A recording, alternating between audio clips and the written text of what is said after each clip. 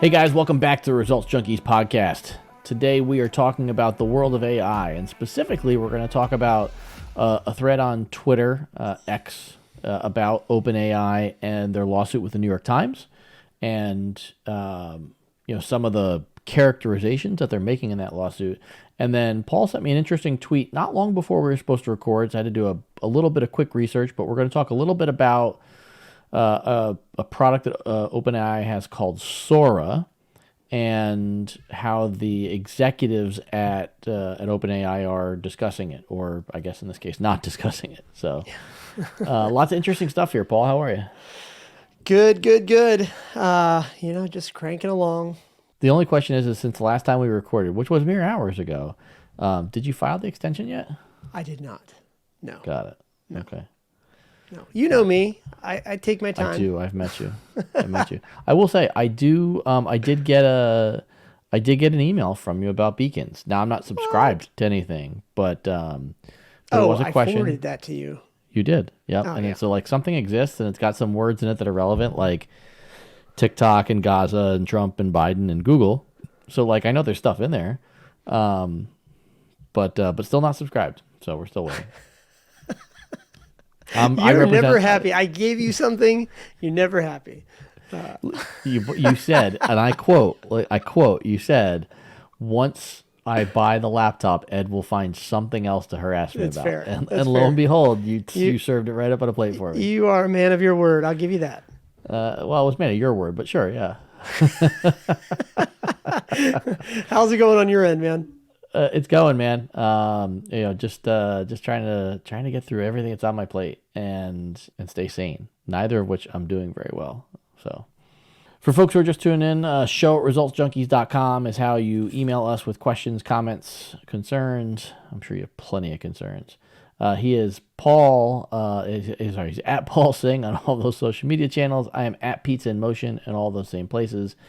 And if you have just 2 minutes, it would be super awesome if you would click. If you're watching, you need to go to like Apple Podcasts or Spotify.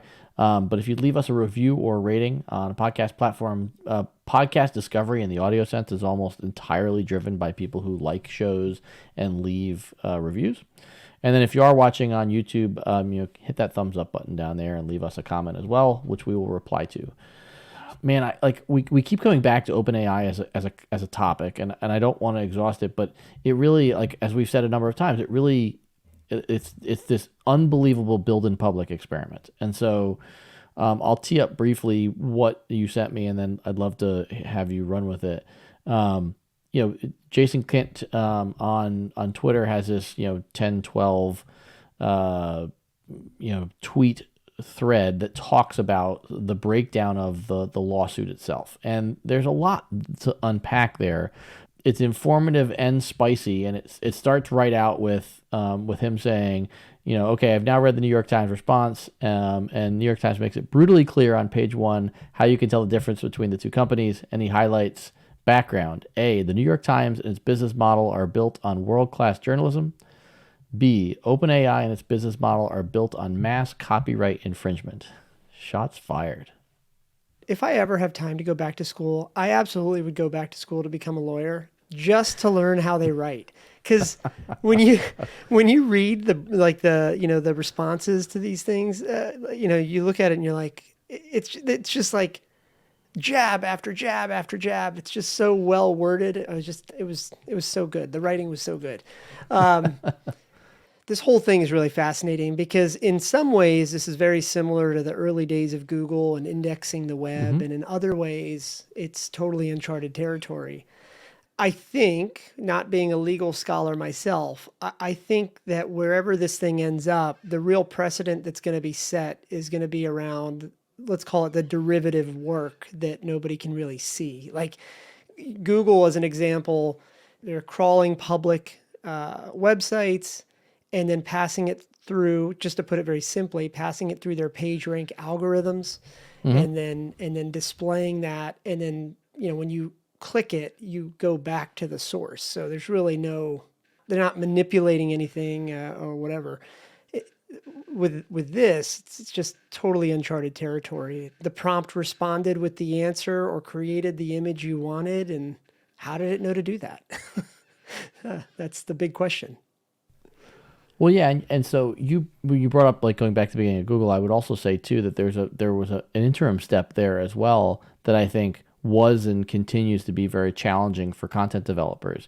And it used to be framed of if you're as old as I am, you remember when they had this box when you clicked on the main page of Google. It said I'm feeling lucky, and so what that essentially meant was that Google would take you to whatever the first response was on a search query. So if you said, who won the NBA championship this year, they would take you to what they believe was the most authoritative page to talk to you about who the NBA champion was. Right. But they wouldn't answer that question. They would just say, based on all of our research, this is the most authoritative answer. As you know, that answer is like how that has changed over time is now if you type in a Google search, and I'm typing this in right now, how many hotels are there at Tokyo at Disney World? It pulls up a bunch of lists. But one of the things it does at the top is it also gives you what we call the answer box, and in certain situations it will tell you if you ask it something as simple as like what time is it, it will just display the time there, so you don't have the need to go click on other links. In this case, there's no answer box specifically for that question, but on one of the pull downs, it says how many hotels does Disney have? There are currently more than 25. So it highlights the answer for me. I don't need to click on Disney's website. Now, in this case, Disney would still want me to click there, but they probably haven't lost anything as long as I still book a Disney trip. If this, however, were somebody's content and Google has crawled it and is going to serve the answer up to me and now not forward them onto my content, they're taking away revenue. And so that's essentially where we're going now with this discussion on OpenAI and New York Times is how much revenue has OpenAI taken away from the New York Times by training on their material? And it's a very open question. The hit to the revenue is the symptom, but not the actual problem. Because because your analogy is actually very good. Now, if you look at that little drop down or that that answer box or whatever, it does actually include the link to the source where it got that information right below. Right, the citation. Yep. Yeah, so it cites it, and if that's a quick answer you needed, great. But if you need to dig in more, at least the very next thing you can click is the source it got. So in that particular scenario, I would bet that even if you could measure the revenue impact to the underlying website, it's got to be minimal.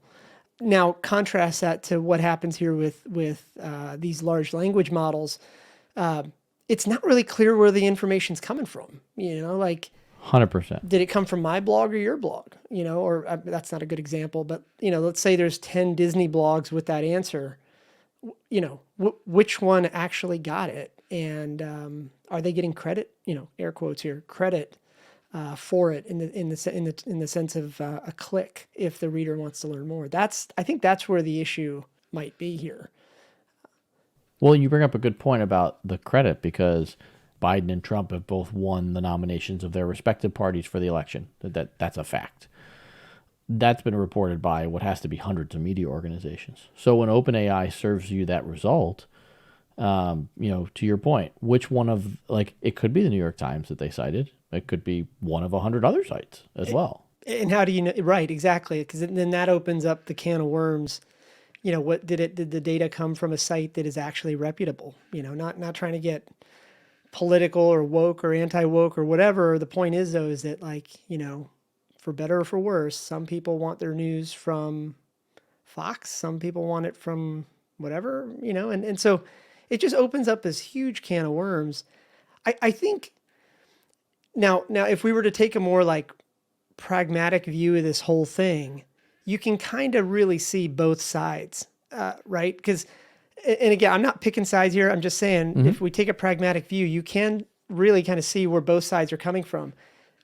In this particular example, New York Times is effectively saying, hey, for decades, we have invested in, recruiting journalists, paying journalists, and funding journalism. And then you've taken that. You've just, scooped it all up, put it into your model, and we have no idea what you're doing with it, and somehow you're worth $1 billion. So I get that side. And on the flip side, you've got OpenAI, and they're not alone. There's other, there's a lot of other of these models that are being built and released every day now. They're spending millions of dollars of compute time. Something that, like, the amount of data that's getting ingested into these systems would require thousands of eyeballs to manually review. And even if you could do that, it would just make the compute time even longer. I mean, I don't have it in front of me, but like the latest GPT models from OpenAI, they've said have taken 6 to 9 months of compute time, millions of dollars invested in computational power just to make that happen. So you can kind of see it from their viewpoint too. It's like both sides have invested millions of dollars in their underlying asset. And so now they're defending it. I think the Reddit deal with Google that we talked about a few episodes ago is a pretty clear indicator that these providers, whether it's Google's Bard or Gemini or OpenAI, ChatGPT, that there's some belief that there is some cost associated with using this information from other sources, especially because it's been widely reported and not debunked by OpenAI that they have had conversations with the New York Times about paying for their material. And so the only thing I'd say is that I think that the other side of the New York Times equation, on the OpenAI side, my guess is it's a discussion that that hundreds of founders in our portfolios have had in varying degrees. And OpenAI has just come up with their own answer to this question, which is there's absolutely regulatory risk here. There's some level of legal risk to our model. We've talked with our lawyers about it. We've assessed what that risk is, and we believe that the reward is greater than the risk. And so that's the only thing I would say nuance wise. I think OpenAI knows that they are putting themselves at some level of risk by ingesting this information, not paying for it, and not citing it. And that they believe that the risk outweighs the reward. Again, not commenting on whether it does or it doesn't. I believe that they've made a further calculation to do what they're doing, as opposed to just saying, we spent money on servers to consolidate this data to power our model. I think they also know that the model could be different if they had to pay for the material. Yeah. This is going to be such a fascinating kind of outcome. Especially based on the thing we're going to talk about next. Right. And so it's going to be really, really fascinating to see how this kind of comes, what it comes down as, because it's going to set the precedent for everything else. The one of the many things that makes this so different than what we've seen in the past is that there's no real ability. So not only is there not an ability to know if your data was used in the model, there's no clear way to opt out. As an example, like, if I change the terms of service on a portfolio company's website, speaking very generally here, everybody has to accept that new term of service, and you Right. can make it so that everybody has to click accept when they log back in the next time.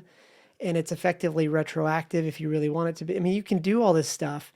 But in this particular case, like, there was this one section of the New York Times response that was particularly interesting, where they said, or at least to me, was they said something along the lines of like, OpenAI claims that they, scraped the data in the summer of 2021, and yet the model was not publicly available until sometime in 2023. Right. So like, how do I get that data out? Let's say I'm New York Times and I just want it out. In order for me to want it out, I got to know definitively whether it went in. Like, I can see more and more large companies actually are putting a paragraph clause into their terms of service specifically related to AI, in terms of, hey, please don't use this in your models and whatever. Now, presumably, most of these companies didn't even know what an LLM was prior to 2023, right? So Yep. if that's true, then most of these companies have put these clauses into their terms of service in the last 6 months. Right. But presumably, if they were going to get scraped, they got scraped 3 years ago, 2 years ago, a year ago.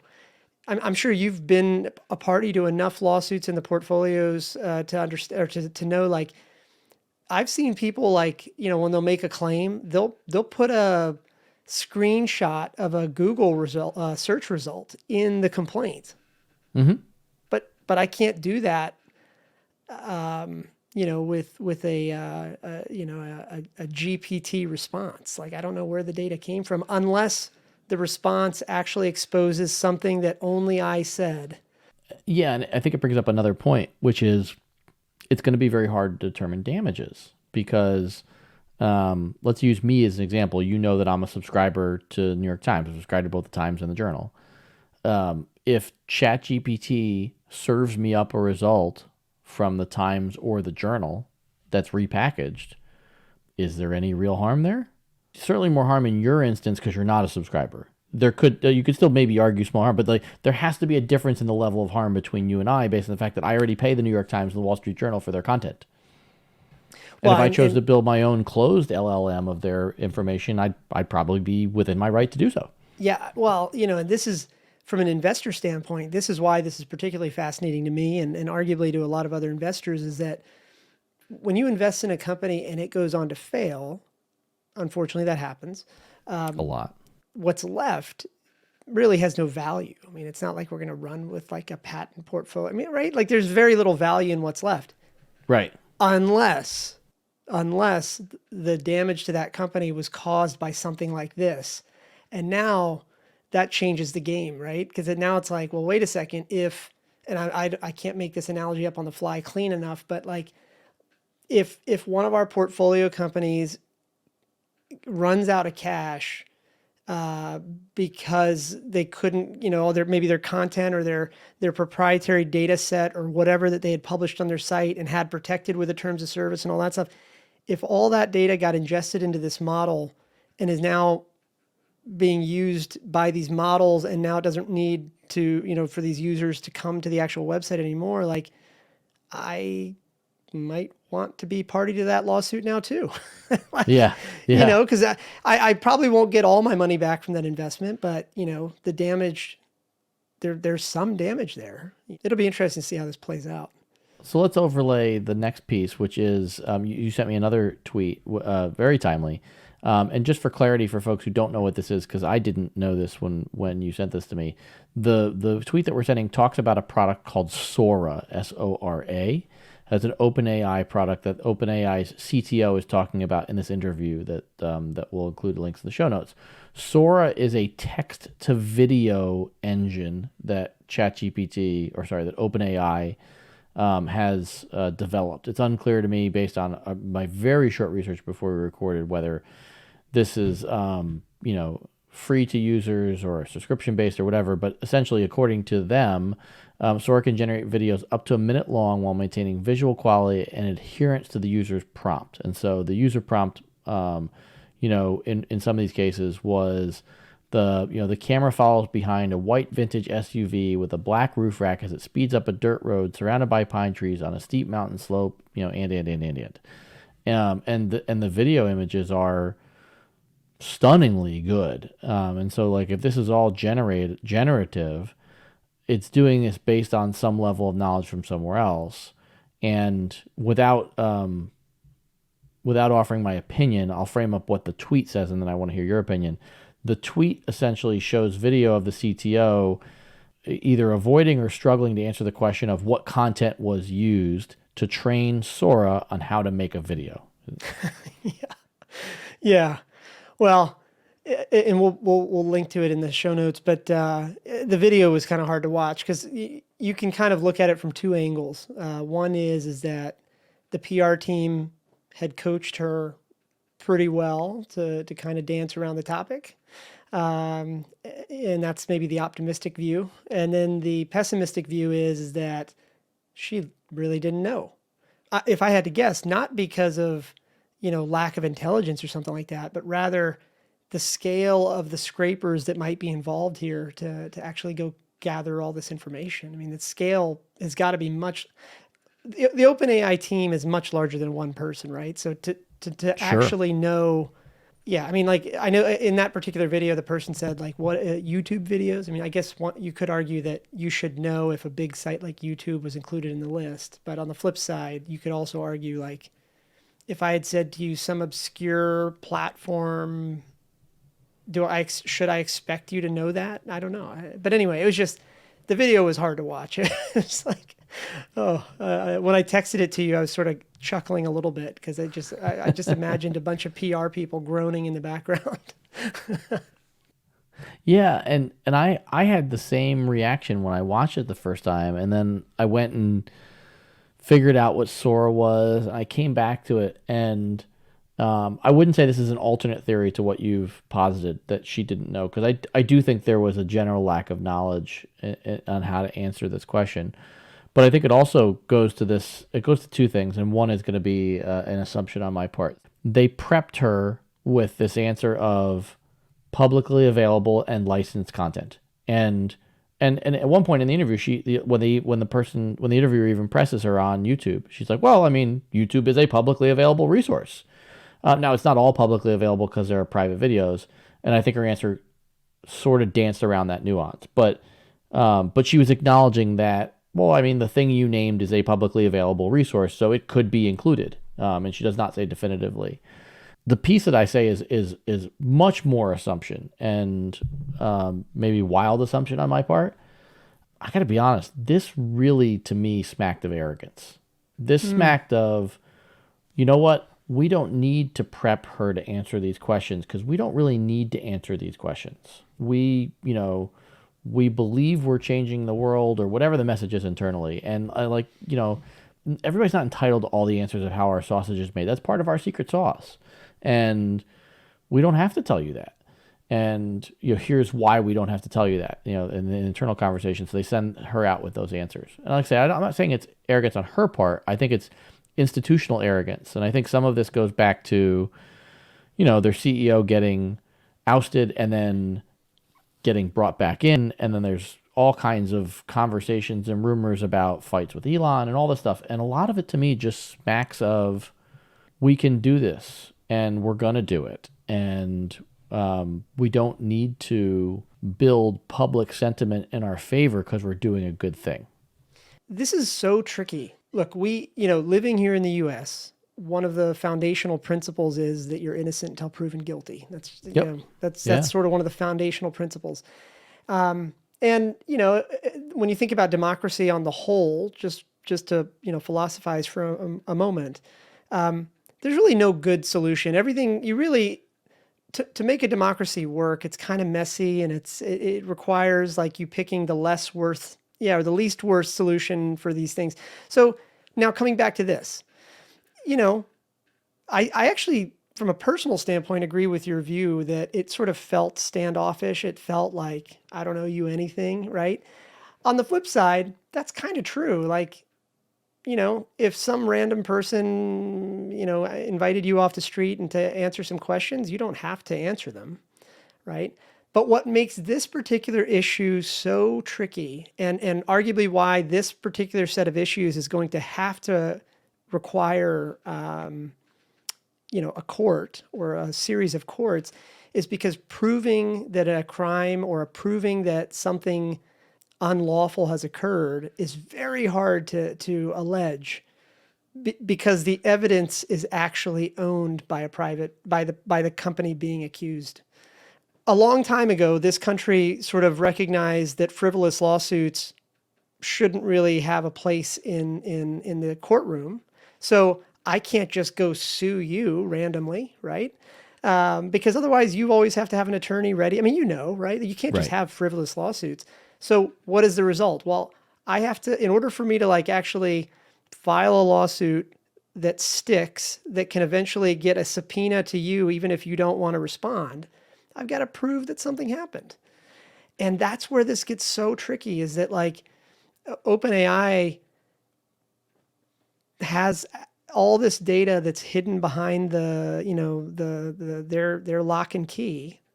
But in order for New York Times or you or me or whoever to actually file the lawsuit, we have to go amass enough evidence to make a lawsuit actually stick. And if we can get it to stick, I don't think we'll have a resolution on this for another year or two at least. I But agree. with this New York Times response, it'll be interesting to see if the next step is the lawsuit sticking enough for maybe a set of subpoenas to start rolling around. And then discovery is going to start. And I think it's going to be really easy for New York Times to say, here's our pay stubs of all the people that we we paid over the years. Yeah. And on the flip side, OpenAI is going to have to probably start showing source code or something that indicates where explicitly, the scraper was told to either not scrape certain things, and maybe this was a mistake, or prove that New York Times data was not in there. And anyway, it's just going to be a really fascinating thing. Startups are taught to grow at all costs in almost all instances. I understand that maybe the mindset on that is shifting just a little bit, but in this instance, to your point about them needing to be proven guilty, and that taking a long time in our justice system, it behooves them to speak slowly and wait for depositions and be forced to display code later, because it's allowing them to grow now and use that cash to grow. Yep.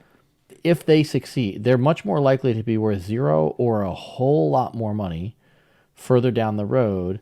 Them getting another year or two down the road before having to confront this increases the chances they'll succeed.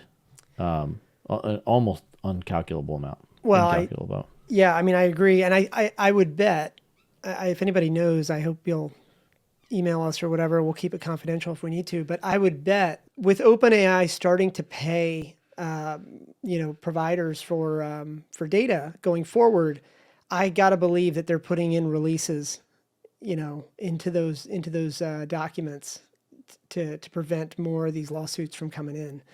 This is sort of uncharted waters. I mean, it is kind of interesting to think about the fact that you and I had no idea what an LLM was 2 years ago. Right. Right. And right. now it's like everything we're talking about. Well, and put another way too. 2 years ago, if I'd asked you who NVIDIA was, you would have said the video game chip manufacturer. Well, I would have said the crypto mining, but okay. Sure. Yeah. But yeah, you wouldn't have said this. Yes. This is not what you would have said. Yeah, this is not what I would have said. Yeah. No. Yeah. But yeah, it'll be interesting to see how it plays out. And yeah. I think from an investor standpoint, just it's going to impact a lot of new companies that we're all funding too. It's like, can't wait to see it. Yeah, can't wait. There's like that meme where the guy's just like, I can't wait. Yeah, well, let me get my box of popcorn. Yeah, that's right. Yeah, so. All right, well, that's a good place to pin it until the next juicy tidbit about AI that we get to discuss. I don't know, man. I feel like ending on liability just gives me the ick, but we'll end it there. All right, well, go hug one of your kids. It'll make you feel better. Yeah, you got 99 of them. Yeah, there's always one with an arm's reach. Yep, maybe 3. Yeah, right. All right, man. Well, right. I will talk to you here soon. Sounds good. All right, later.